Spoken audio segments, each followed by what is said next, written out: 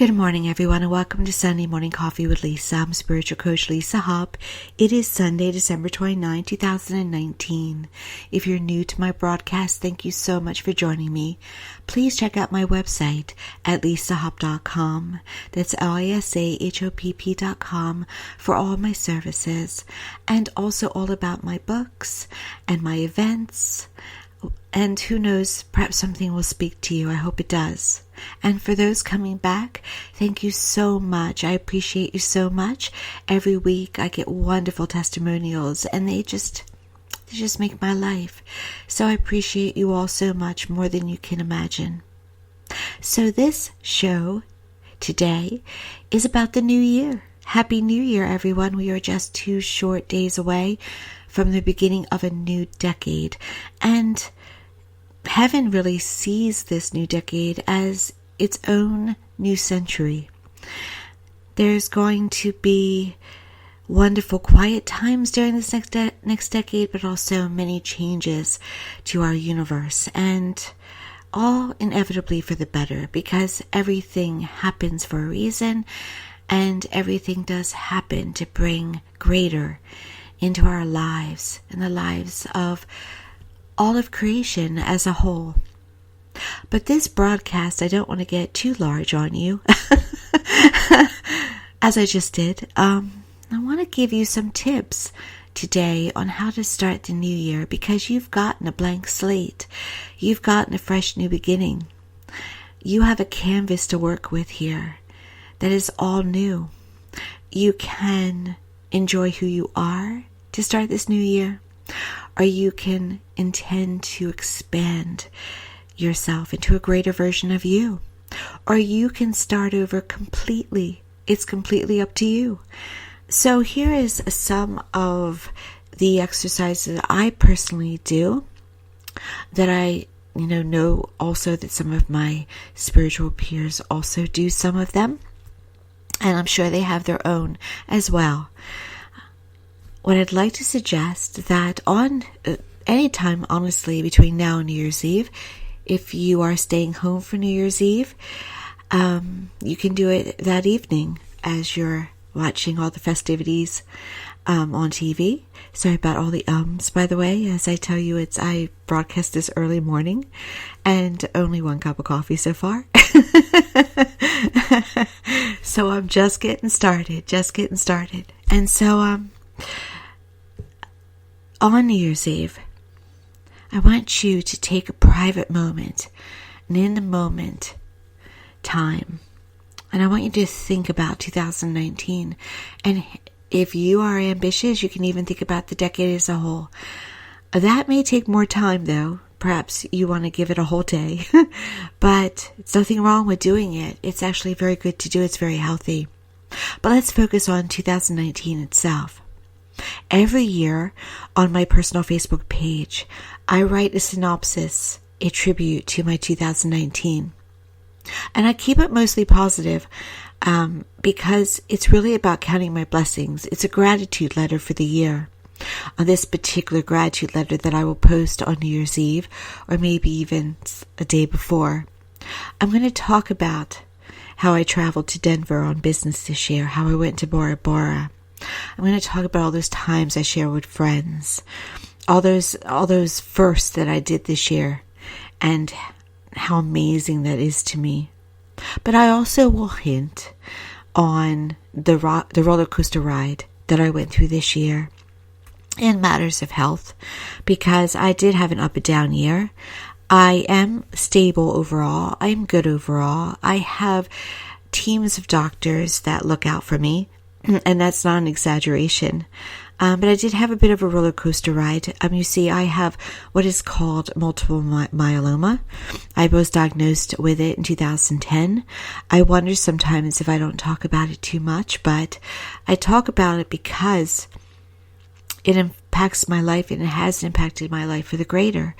So this particular cancer, unlike other cancers, is different in that it's more chronic right now, or it's known to be more chronic. And I watch my words because I believe in cures, and I've been on to them. I've been, informing myself and believing in the power of healing and the power of diet and the power of limiting stress and the ability of all of us as a massive, empowered, unlimited creation of God to be able to do anything and to be able to ask for any healing. And so my words are always chosen very carefully, because I never want to just accept that things are as a doctor may say, because that can change, as we know, don't we? Because we have cures today that we didn't always have. And so I speak to you today about this very presently, in the moment. So presently, I have a chronic condition, and I've been in remission from this condition, mostly in remission, about 90 percentile or more in remission since January of 2013.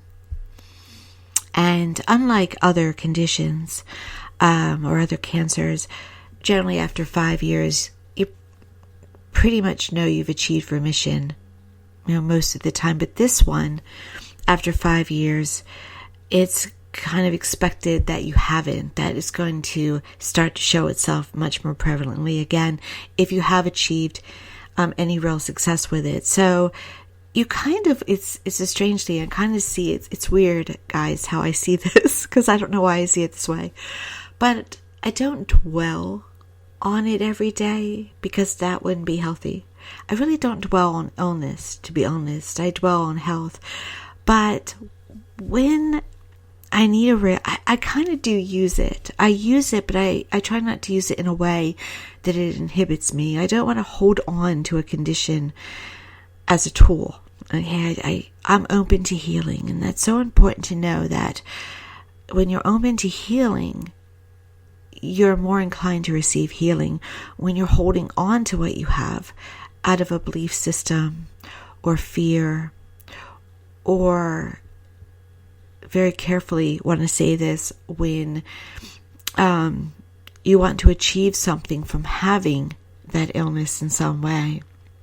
And no, that is not, I'm not meaning to make a negative statement, but that does apply to some. When it's happening, when that is happening, when it comes to illness, you don't really receive the healing that you could receive. I am a healing practitioner. I am a Reiki, which is a Japanese form of healing, teacher and practitioner. And I know that when I apply healing to a person, that they receive the healing to the best that they can, to the most that they're completely ready. That it's that an overall healing can only occur when it is completely divine and the person is ready to receive it. And so, but I still do it because every little bit helps. It's important, and it helps at some level, even if it just means helping the person to feel calmer, more relaxed, clears out some blocks for them.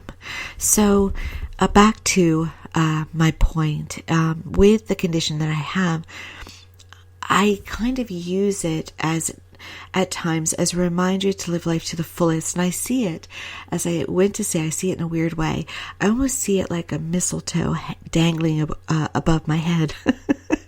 And when I start to get lackadaisical, when I say, no, put that off, or you can't do that, or don't achieve that, or don't make that change, or, anything, don't take that trip, don't invest that, I look up and see the dangle, and I go, wait. There's your wake up. Live life to the fullest.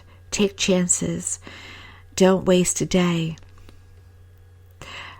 Just live off that full tank. And so that's how I do it. But it's only when necessary, because if I were to look up at that flotation above my head all the time, well, then I'd be focusing too much on the disease. And I don't want to do that, because you cannot receive healing by focusing on the disease. You can only receive healing by focusing on health and well-being, on yourself healed, on yourself cured. So I had a bit of a roller coaster ride this year when I would start to get lackadaisical, when I would start to not really focus as much as I should on health and well-being, or if I would allow myself to be stressed, the numbers would skyrocket. But then I found, through my own research, a way to combat it and to bring healing, and my numbers went down to the best in years. So I would have this year, it's unbelievable, but this year I had the best numbers in like 5 years, and I had the worst numbers in 6 years. And so it's been an emotional roller coaster ride, but I have the best doctors, and so we're taking it as it comes. Right now, I took off even focusing on numbers for the holiday, because I did get new blood work recently, because who needs that right now? Who just needs it? And we're back at it in January. But I don't want anyone who's listening to this broadcast to think that things with me are dire. Please don't think that. I am overall stable. I am very healthy. I have longevity. It's just a matter of deciding, do I need treatment or not need treatment? And right now I have no treatment. I'm not under any treatment. So that's what we're talking about here, is watching me closely and deciding what is the best to keep me in remission. What is the best thing to do? And going for the cure, because I do think the cure is there. I found a way to get that number way down. So it's right there. It's right there for me. Okay. And so if anyone knows anyone that has this particular cancer, tell them not to give up hope, and also tell them to research too, because there's more. You can help yourself with more than just chemicals. Get the healing. I go for healing every couple of weeks. And I go to a healer for that. I could give it to myself, but I go to a healer because it's important. I live life fully.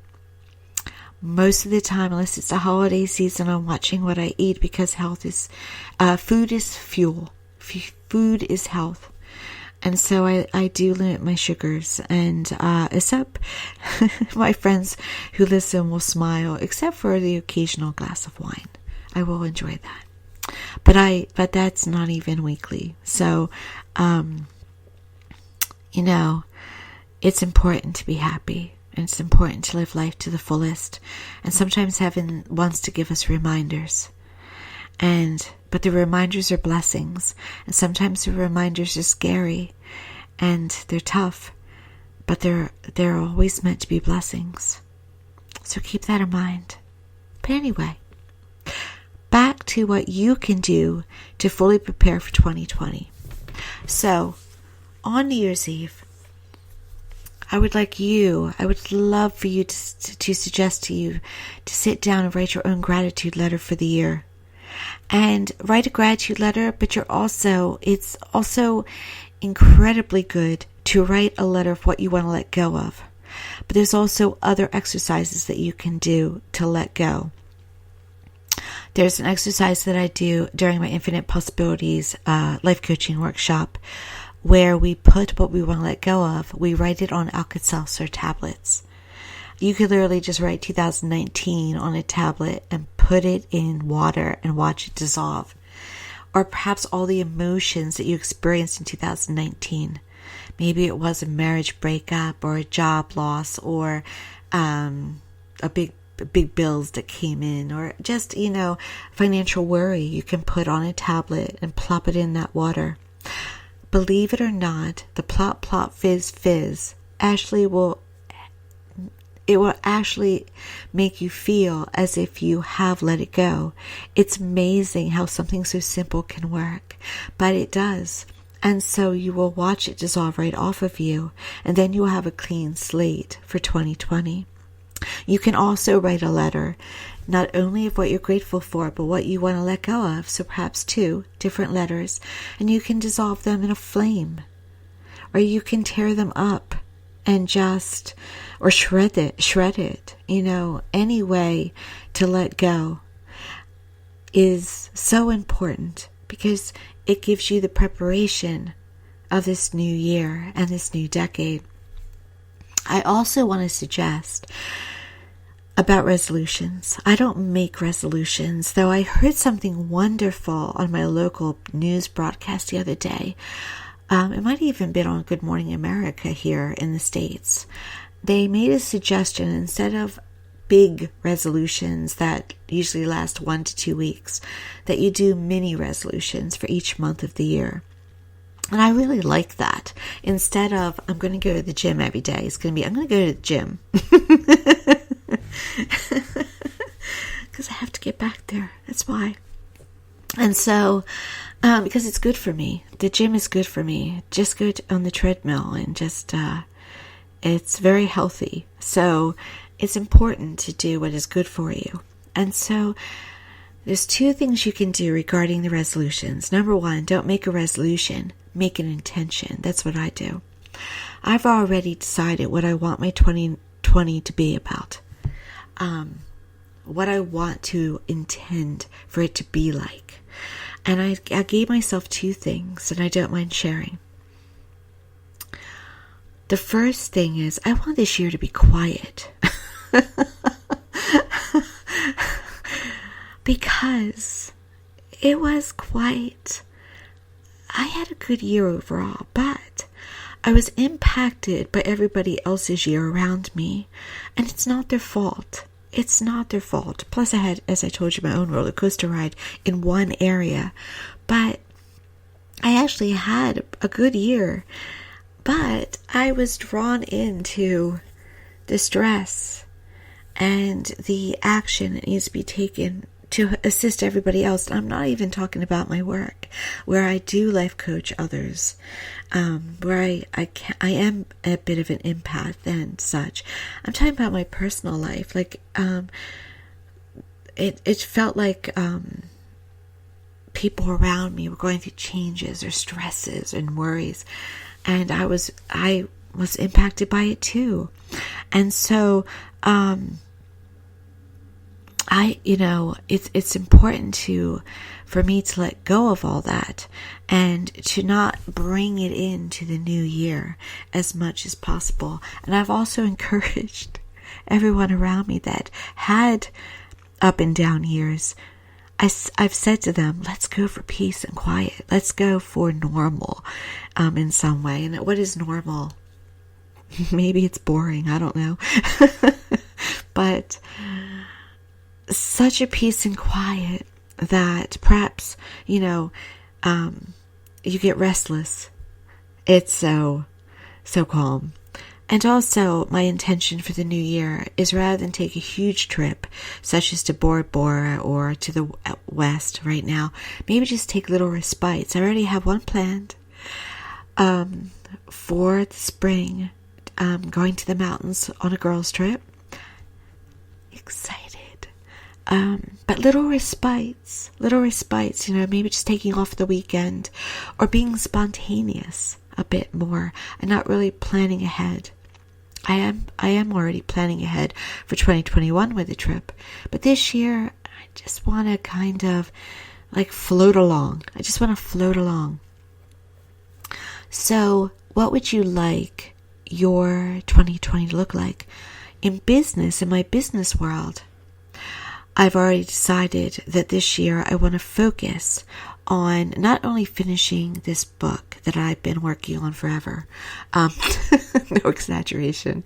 It's been probably 10 years I've been working on a book. Get that done this year, but also I want to look into other investments this coming year. So last year it was about education in my business life, and I received it. This year, the education is about to be completed, and 2020 is going to be about how can I branch out and financially invest in other areas, multiple facets of income, receiving income while I'm sleeping, that type of thing. So that is my tone or my intention for 2020 in business. So those are actually only 2 things: quiet year with occasional respites, and in my professional life, branching out into other investments. And so, think about it for you. What would you like to intend this year? I've also, by the way, a third thing, intended a couple improvements to my home life as well. It's kind of like that'll get done and that'll get done, like that. And so I just kind of like a list. I've added it to a list, but it's not a long list, and it is an achievable list, and that's very important. Though I'm a big proponent of thinking big, so I'm not telling you to go small. Just in the next few days, what can you pick that you can intend to have this year and know that you can put your full force behind it? Another thing that I do to get ready for the new year, and I suggest it as well, is I always pick a word of the year. How's this year going to look in one word? Several years ago, the word was epic. And then the following year, I picked cosmic, but then I missed epic. So for a couple years now, the word of the year has continued to be epic. And I have to say, the last few years, I have had epic years. This year, my word of the year is peace. Just peace. Peace in everywhere, every way, every right. If it means I have to fully step back from the news, from anything, not saying I'm checking out. I think it's important for us to be involved with each other and to serve each other. I'm just saying that peace will be the first choice this year. And if I need it, I grab it. And that has to be first and foremost. So think about your word for the year. Let it be an extraordinary one. Let it be one that gets you excited, that gets you ready to wake up on January 1st. So to summarize, write your gratitude letter for 2019. And if you want to be rock star student, do it for the whole decade. And then write a second letter. Or do an exercise such as an Alka-Seltzer exercise, or just a list of what you want to let go of in 2019 and the past. And then let go of it through plopping the tablet in water, through setting it aflame safely, through shredding it or tearing it up, whatever you wish to do. And then set your intentions for the new year. I love lists. Write them down or get them very clear in your mind as I have. And then pick your word. What describes your year in 2020 and who you are and who you intend to be?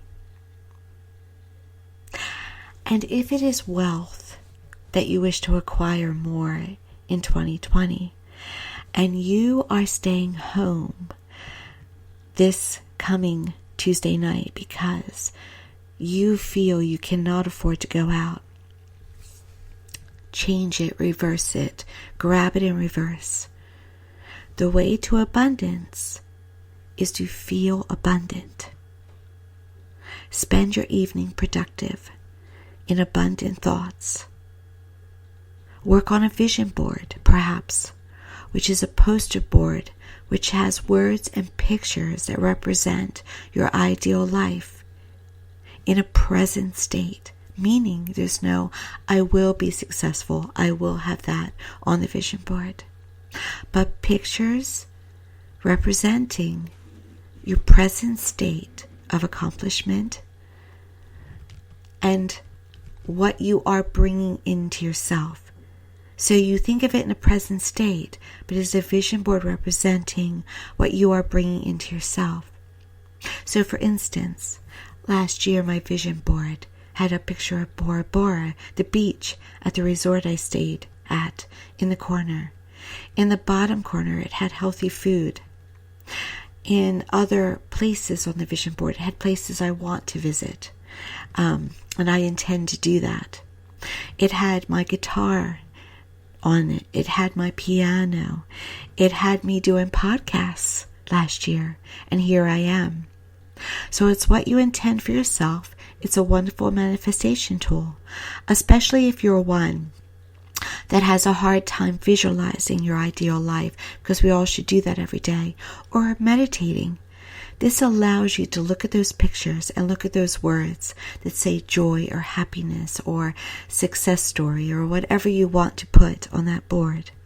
It allows you to easily generate those pictures and those feelings and those thoughts. So it's wonderful. It's a wonderful tool. So do a vision board on Tuesday night, or watch a movie that makes you laugh. Allow yourself to feel that you do have a choice, that you are choosing to stay home. Not because you have to, but because you want to. Because this is your ideal evening. Because you could be anywhere you want in the world, but you're choosing to be there, cuddled up, watching the ball. Now, if you're one that says, well, Lisa, that's what I wanted to do. Excellent. Milk those feelings of being home and being happy and being comfortable. Because the more abundant and grateful you feel, the more abundance and things and feelings and experiences and material life will come into you to be grateful for, the more you will receive. And for those of you going out like me, be safe. Be safe. Start your life, your new year out safely, with laughter, with intentions, with love, with health and happiness. Thank you so much for joining me. This podcast went a little bit longer, over 27 minutes. It was actually supposed to be a shorter one. But I hope that it helped you in some way to get ready for this new year. And I wish all of you listening to this podcast a very healthy, happy, blessed new year. Blessed 2020. Blessed decade. Use your superpowers this year. You have them. I'm going to remind you that you have the power within you, with your spirit, with your being, with your energy, to light up a major city. I want you to know that anything you wish to achieve is possible. Set out in this new year with that knowing, and intend for all you want to intend to occur, because you have it in your hands to achieve it. Know that you are a powerful being, and you are worthy and deserving as well. Thank you again. Many blessings. I'll talk to you next week.